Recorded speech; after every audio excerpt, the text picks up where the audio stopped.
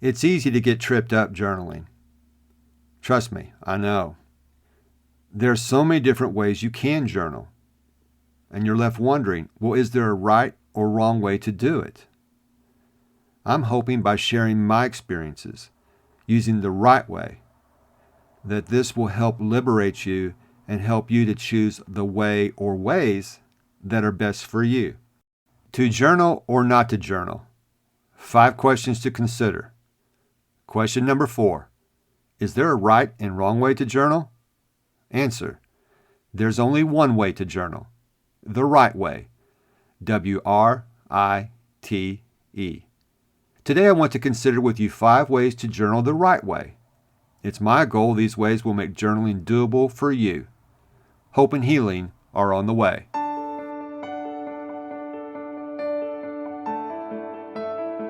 Did you finally realize your dream of having a family, only to have your happily ever after turn into a nightmare? Are you constantly second-guessing your parenting, anxious about whether your child will make good choices and remain faithful? Have you neglected yourself to the point that it's taken a personal toll on you? Hi neighbor, welcome to Anchors of Encouragement. I'm Tim Maudlin, husband, adoptive parent, disciple of Christ, and ambassador of encouragement. I too felt the joy of having a family of my own, and I wish we could be like other families.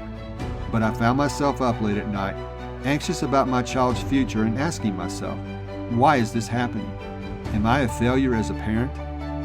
It was only by grabbing a lifeline from God and my friends that I was able to navigate the challenges of adoptive life. And now I can't wait to share everything I've learned with you. My mission is to be your friend and encourager, to throw adoptive parents a lifeline and offer biblical encouragement as you partner with Christ, providing stability as your anchor when you need it the most. If you're ready for real and raw talk with strategies and insights that lead to peace beyond comprehension, so you not only survive but thrive in life's storms, this podcast is for you. Hope and healing are on the way.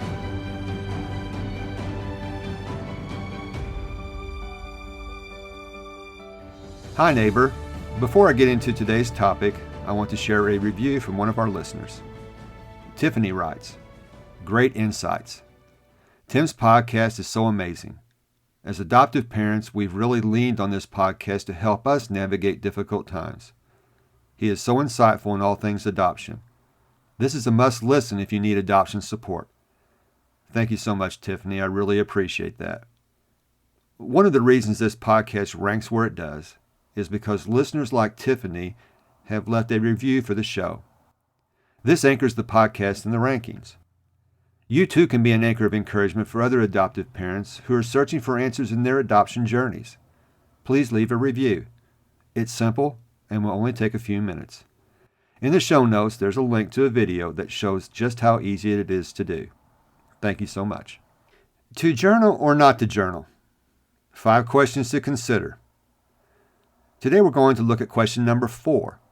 Is there a right or wrong way to journal? I believe there's only the right way. Now that might sound arrogant, and it would if I was using RIGHT. But I'm referring to the right way, WRITE. In this episode, I want to share my personal experiences journaling using the right way, WRITE. It's easy to get tripped up journaling. Trust me, I know. There are so many different ways you can journal, and you're left wondering, well, is there a right or wrong way to do it? I'm hoping by sharing my experiences, using the right way, that this will help liberate you and help you to choose the way or ways that are best for you. Because as you're going to see, I'm using a hybrid system. Let's look at the 5 ways I journal using the right way.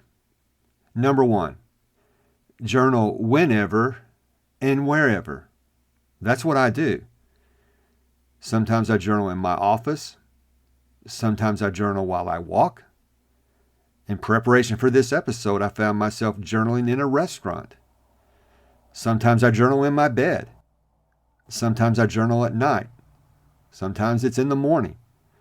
It's whenever and wherever. I'll elaborate on how I do all those different ways as we develop this out. Number 2, as you journal, you're going to develop your own routine. I usually journal in the mornings. I find for myself, I have usually set an intention the night before, and when I get up, I'm ready to download whatever thoughts my brain has been working on overnight, and I just find that helps me to start the day in the best way possible. But I've also been known to journal at other times of the day. Number 3, one of the reasons I like journaling so much is because it can be individualized for you. In other words, do what's best for you. Do what works for you. This will make more sense as we get into steps 4 and 5. Number 4 is technology. I haven't tried any apps yet, but that hasn't stopped me from using technology to journal. Our phones make it so easy to do. Now, if you have the apps, that's one thing, but I even make it more simple than that. Sometimes I'll have a thought come in my head, so I'll send myself a text. I'll send myself an email. I've even been known to send myself a voice memo. I can do this by using the whenever and wherever method because sometimes I'll be outside walking and I have my phone with me. That's when I'll send myself a voice memo. Sometimes I'll have an idea while I'm driving. I'll have my wife send me a text. Sometimes I'll be in bed at night, and rather than get up and come into my office to journal, I'll send myself a text or an email. Technology has made this so simple, whether it's your phone or your computer. Technology makes journaling very doable. And finally, step number 5. I call this the elemental approach. Remember, I don't do hard. I remember how my son Johnny began journaling. It was with a pen and paper. To me, that's my favorite way to do it. There's something about touching the pen to the paper and writing words that really helps me to touch those feelings. My approach to journaling is really a hybrid because I use a combination. Most of it is done in a simple notebook with pen and paper. But I do use the other methods that I've talked about with technology. I just use a combination. Again, whatever works for you. Let's get to your daily doable. Today I have a bonus step for you. It's journaling rule number 1. That rule simply states, there are no rules in journaling. You decide what is best for you. If it's a pen and paper, fine.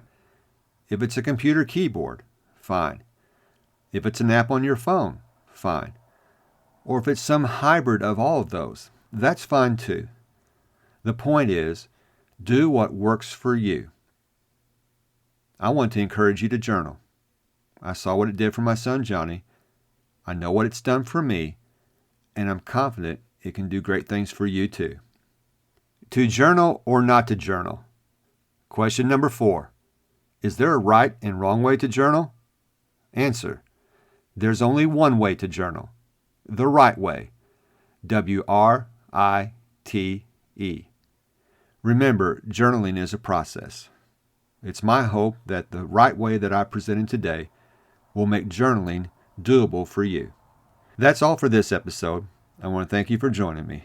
As I close, I want to encourage you to be an anchor of encouragement for other adoptive parents who are searching for answers in their journeys. Please leave a review. It's simple and only takes a few minutes to do. See the show notes for a video on how you can do it now. Until next time, this is Tim, encouraging you to do what you can now.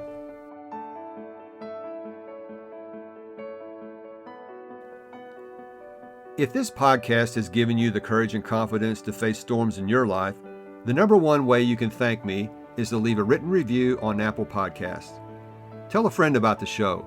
Take a screenshot of this episode and share it in your Instagram stories and tag me at Tim Maudlin. You can also connect with me in my Facebook group, Anchors of Encouragement. So until next time, this is Tim encouraging you to do what you can now.